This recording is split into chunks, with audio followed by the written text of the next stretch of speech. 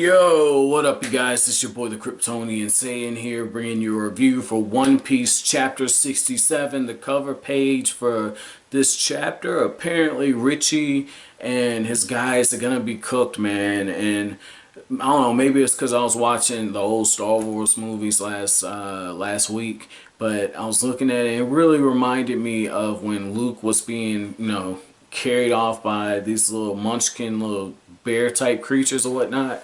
And this is in episode 6. So in Return of the Jedi. So I mean, I don't know, it just kind of reminded me that. So geek out moment out of the way, this was a very touching chapter, and it really feels like there's going to be some emotional shit going on in the next chapter. And what I'm referring to is because we have the bond between Sanji and Zeff. When you look at it and you see how things are unfolding, you can basically feel the emotion building up. Because when Luffy wakes up, he's like, "My hat, where's my hat?" And that's when Sanji tells him, like, "Hey, Gin said that he hopes that he sees you on the Grand Line." And there's this really funny exchange where Luffy, being the idiot that he is, says, "Why does he hope to see you on the Grand Line?" And Sanji's like, "No, you idiot, he's talking about you." And right here, you see what I'm talking about. Like, Luffy is building a legend for himself because everyone is a witness at this point. And Gin says something that proves my point to this. He says, watching how that kid never gave up, even at the risk of his life. And he kind of just holds off right there. So just looking at it, I have a feeling because Oda has not killed off any of these opponents, whether they be Axe Hand Morgan or obviously Buggy and Captain Kuro, and now you have Don Krieg, and you have what's his face? You have Gin saying, "I'd like to see him on the Grand Line one day." I think that when Luffy finally gets to the Grand Line, the reason why he's going to be a legend is because these guys are still alive. And obviously there are going to be alliances on the Grand Line, because in a place that cutthroat, you won't make it if you're not working with somebody. I don't care how strong your crew is. And I'm going to open myself up for spoilers here. Please don't spoil, but the reason why I'm going to open myself up to spoilers is because I know it's going to be somebody who's probably going to take it upon themselves to spoil this. But am I right about that? Because I know I'm a while off from the Grand Line, but it just seems like to me, if you're going to that brutal of a place, some crews are going to be working together. So you can at least tell me that much. Or am I right? Are some crews going to work together? And if that's the case, I could definitely see, like, say, Kuro and Buggy's crews kind of working together. And because they have a common enemy in Luffy, people say, "Wow, Kuro and Buggy the Clown, they have a problem with this guy. He's got to be something serious." I could see that. So this is the other thing about this chapter. I feel like it's a setup chapter for this reason, because Zeff is spying on Sanji and Luffy, and Zeff says something I thought was pretty damn interesting, but it's the way that his face is drawn. When Sanji and Luffy are talking about the Grand Line and the all blue sea, look at Zeff. He's looking, and you can kind of tell that he's smiling in that panel.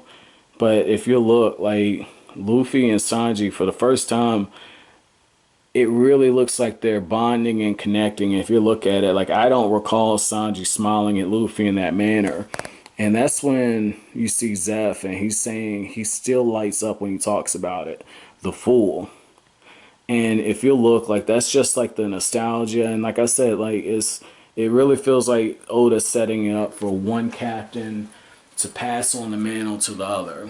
And what ends up happening right away, I knew something was off, because Sanji and Luffy are going into the employees' dining room, right?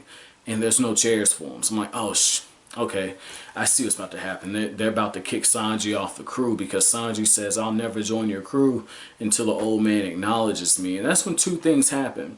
They're eating on the floor, and they're insulting Sanji's food. And then that's when Zeff actually punches Sanji.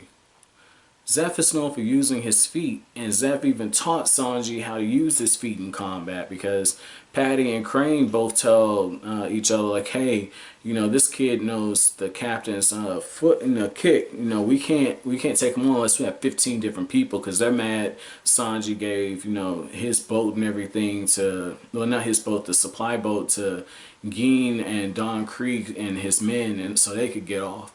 And Sanji gets so worked up that he ends up slamming the door. He ends up acting like a teenager, man.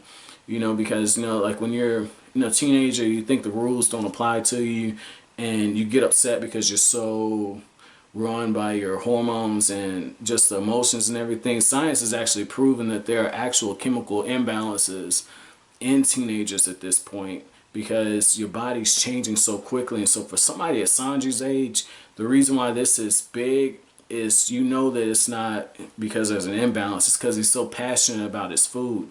And I get like that with my writing, but I can take critical, constructive criticism. I can take it because I understand that you're seeing something that might be able to help me.